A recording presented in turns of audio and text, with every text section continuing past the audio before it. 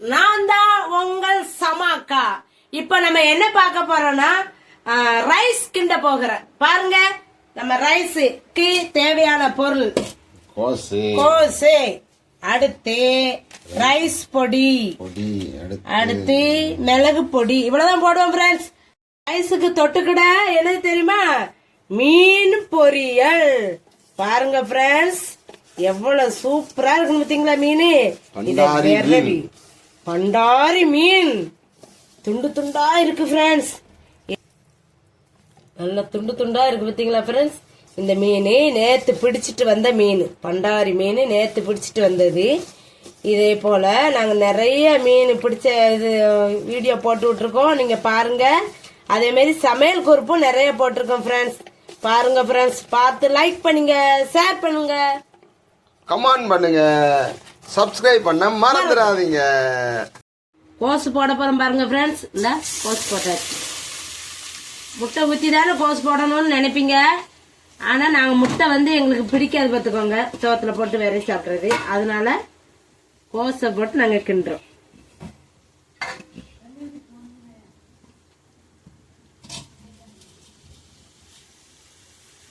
இப்போ இந்த அடுப்புல ரைஸுக்கு ரெடி ஆகிக்கிட்டு இருக்கு. அது அடுத்து இந்த அடுப்புல மீன் பொரியலுக்கு ரெடி ஆகிக்கிட்டு இருக்கு. எண்ணெய் ஊத்தி வச்சிருக்கு, காஞ்சிட்டு இப்ப நம்ம மீனை தூக்கி போட்டுருவோம். பாருங்க ஃப்ரெண்ட்ஸ்,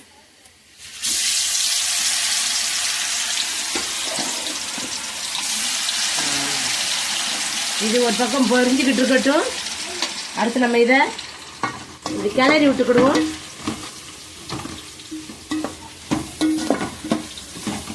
நல்லா கொஞ்சம் வேகட்டும்.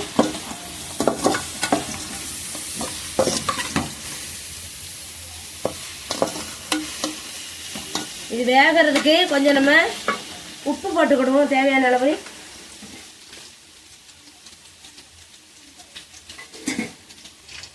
தேவையான அளவுக்கு போடுவோம் ஃப்ரெண்ட்ஸ். இங்க பாருங்க, உப்பு போட்டாச்சு. நல்லா கிளறி விட்டுக்கிடுவோம். மீன் நல்லா தரட்டி விட்டுக்கிடுவோம். சட்டிலெல்லாம் பிடிக்காது ஃப்ரெண்ட்ஸ், ஏன்னா இது மீன் இப்போ ஃப்ரெஷ்ஷான மீன். நேற்று தான் பிடிச்சிட்டு வந்தது வச்சுங்களா, நேற்று நைட்டு தான் கொண்டு வந்தாங்க.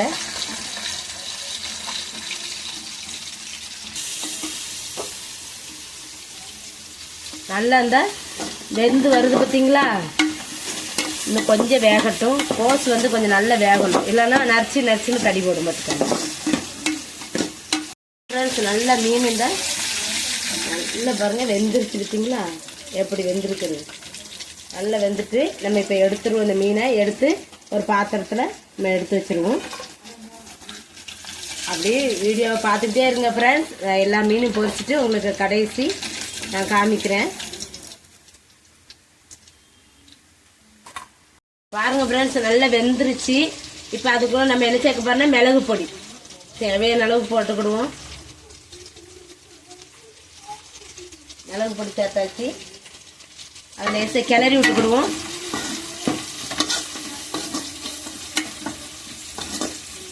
அடுத்து ரைஸ் பொடி சேர்க்குறேன்.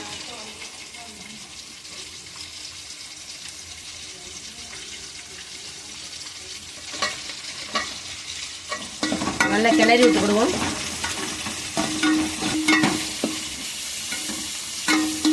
பாருங்க ஃப்ரெண்ட்ஸ், எங்களுக்கு தெரிஞ்சதுக்கு நாங்கள் இப்படி தான் கிண்டி சாப்பிடுவோம். நீங்கள் எப்படி கிண்டி சாப்பிடுவீங்கன்னு எங்களுக்கு கமெண்ட்ல தெரியப்படுத்துங்க. நல்லா வெந்துட்டு நம்ம இப்போ என்ன செய்யப்போம்னா ரைஸ் சேர்க்க போகிறோம். ரைஸ்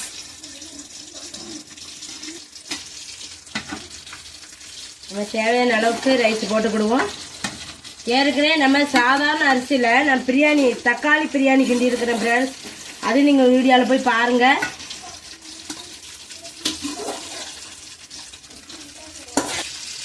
நல்லா இருந்தால் இப்படி நல்லா கிளறி விட்டுக்கிடுவோம்.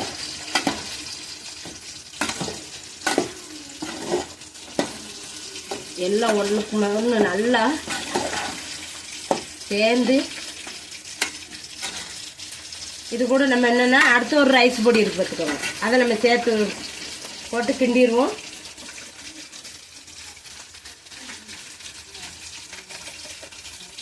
நல்லா ரைஸ் கிண்டியாச்சு. இப்போ நம்ம சாப்பிடுவோம். எல்லாரும் சாப்பிட வாங்க.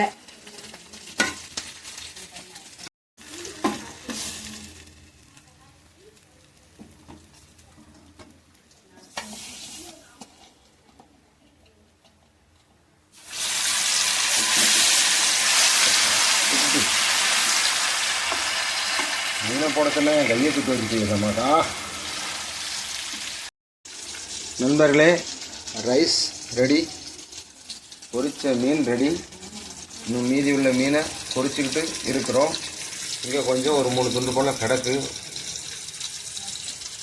ஆக மொத்தம் இது எல்லாத்தையும் முடிச்சுட்டு நாங்கள் சாப்பிட போகிறோம். நீங்களும் சாப்பிட வாங்க.